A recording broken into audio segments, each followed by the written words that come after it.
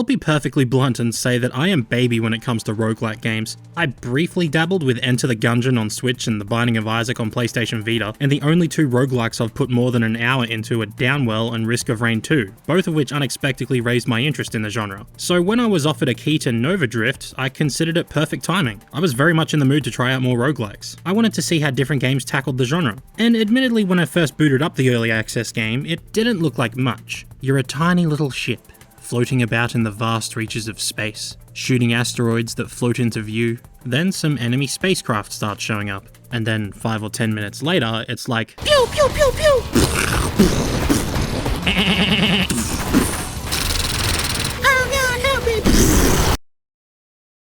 This game is great. It's so addictive. It's the sole reason why my sleeping pattern was so crappy for a little while. I'd fixed it, and then I got sent this key and stayed up playing it for almost 4 hours, and suddenly it was 3:30 AM. So, actually, screw you, Novadrift?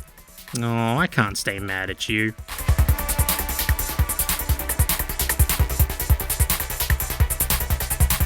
This isn't a twin-stick shooter, as the footage may make it seem. In fact, at its core, it plays like the 1979 arcade game Asteroid. The default control scheme sees you aiming your ship left and right with the appropriate arrow keys, firing with one key, and activating your ship's thrust with another key. I found this control setup, as well as the other keyboard and mouse setups, kinda confusing because I'm small-brained, so I swapped over to a controller, where you aim with the right stick, thrust with the left trigger, and fire with the right trigger. After a small transition period, everything just seemed to click.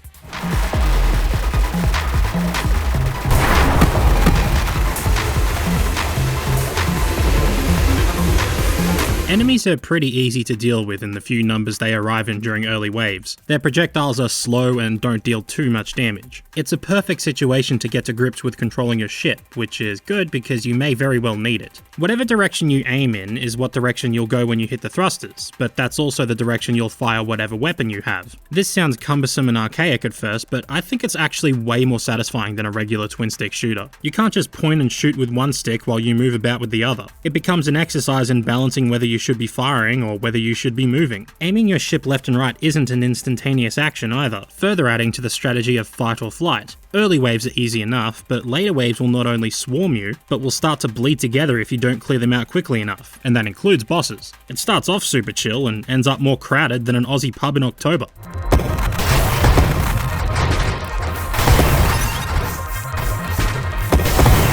Other roguelike games usually just have you picking up random power-ups that bestow random effects. It's satisfying picking up new items and weapons and whatnot, and keeps you coming back, trying to become even more overpowered than the last run. But the power-ups are usually very separate things. They don't really gel together, so to speak, at least from the roguelikes I've played. Novadrift does things a little differently, rather proud of its modular upgrade system and focus on builds. Defeating enemies nets XP that increases your level. For the first 3 times you level up, you choose a weapon, ship type, and shield type, all of which with wildly different stats and uses. And then after that, you'll have access to a random mod pool every time you level up. Each mod isn't just a standalone power-up, but actually part of a small mod tree. You might pick up a mod that shoots 2 extra projectiles every time you fire, but by continually selecting mods from that same skill tree, you'll end up with projectiles that splinter off into smaller projectiles upon impact. Or perhaps you want an autonomous drone that fires at enemies. Work through its mod tree and eventually the drone will be able to fire the same weapon you have equipped. It's all about what works best with your base weapon, shield, and ship.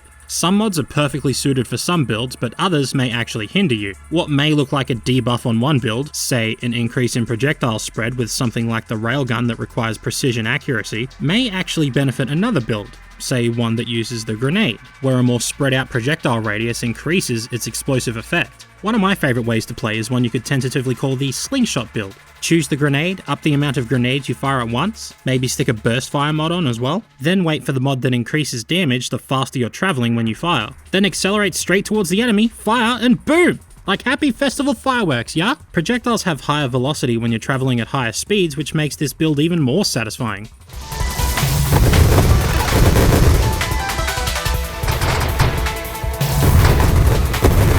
And there's all sorts of mods, ships, weapons, and shields to tinker with too. Maybe you want a ship with higher projectile count right off the bat. As a caveat, you now fire from both sides of your ship, but if you get used to it, you can essentially perform deep space drive-bys, which is fucking rad. Or how about a shield that radiates heat around it, eviscerating smaller enemies simply by touching them? You could leave mines in your wake, or have an army of turrets defend you, or a shield that lets off a massive blast that destroys enemies and pushes enemy projectiles away? Or maybe you just want a goddamn shotgun? Or how about a mod that turns any weapon you have into a chain gun that increases fire rate the longer you hold the trigger down, sacrificing health in the process? Or maybe a salvo of rockets that charges up the longer you wait with seemingly no limit on how many rockets you can store? Or maybe you just want to keep things simple and shoot 7 projectiles at once which all split into smaller shots upon impact and completely disintegrate everything in its path? That's what got me hooked to Novadrift. Theory crafting builds, experimenting with different combinations of mods, and seeing just how much carnage you can cause in as little time as possible. It's such an immensely satisfying gameplay loop and really invigorates that just one more run feeling that I love. And unlike something like, say, Path of Exile, where creating a build is a long and drawn out affair at times, Novadrift allows you to get a decent build going in a matter of minutes and further expand upon it over the course of what would likely be a 20 to 30 minute playthrough. Perhaps longer if you aren't a massive wanker like me. Admittedly, I do find myself reverting back to the grenade, flak cannon, and railgun a lot just because they're, personally, way more satisfying to use than the other weapons, but I think that's less of a balance issue and more of a fact that they're so incredibly satisfying to use that I just kind of gravitate to them.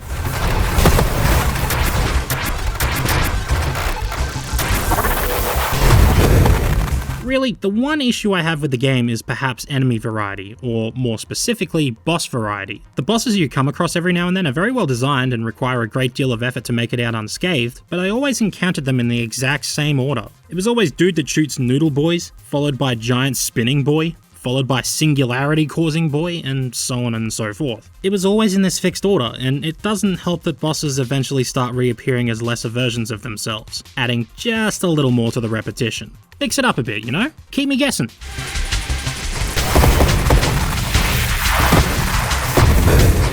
Of course, Novadrift is still in early access, and apparently it's made almost entirely by one dude, so the fact that so far my only real complaint is a lack of boss variety is telling. Everything else is simply a result of it being in early access. There's a whole roadmap planned out which you can find on the game's Steam page, which includes a campaign mode, new weapons and mods, new enemies, uber bosses, and a whole bunch of other stuff. And that doesn't include post-launch content updates. Safe to say, this is a game that's just going to keep growing and getting better, thanks to the fact that its core gameplay is already so solid that anything else added to it just feels like a cool little bonus. It's like the game is a nice packet of honey soy chicken flavored Red Rock deli chips, and everything else is the spicy capsicum dip that goes along with it. That's really high praise, by the way. That shit tastes fucking awesome. The chips are amazing on their own, but the dip somehow makes it even better. That's Novadrift.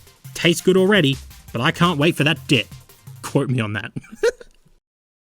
Supporting me on Patreon helps keep this channel alive, and if you donate $5 more, you can get your name read out really crappily. Like so. Thank you to Armile Knox, Damien Maxted, Diablo5564, Nation McAltar, Artium, Ratchet Mania, Alice Whitaker Bartlett, The Dervinator, Sodden Grider, Sparky Butterfloof, Matt Beaker, A00, Nico Randall, Dakota Lewis, Julian Brown, Nathaniel Forrest, Isaac Lamp, Waster USA, Duncan Austin, Pastor Boy, Leo Alex 50, Heat Hoot Sky, Global Truncation Error, Laurent LaCroix, Sheepy, Gepnicon, Sebastian Orbe, Travis Miranda, Thomas Hart, Lazaro Dave, The Ruby Red Rose, and Philip Elk. Oh my god, I've been saying this wrong for months. I am so fucking sorry. Is it Elk or Elky? Big thanks to these guys as well as the rest of my Patreons, and of course to everyone who watches. And before anyone asks, where's the Need for Speed Most Wanted review? Yes, it's still coming, shut up. I hit a bit of a snag. I kind of want my character stills and stuff done before I tackle that, because I've got some jokes planned that kind of need that done. Shut up! It's really hot under the blanket. You would think someone like me with 30,000 subs wouldn't need to sit under a blanket and would have like a closet or something. I'm too fat to fit in a fucking closet. Shut up. Anyway, thank you. Bye.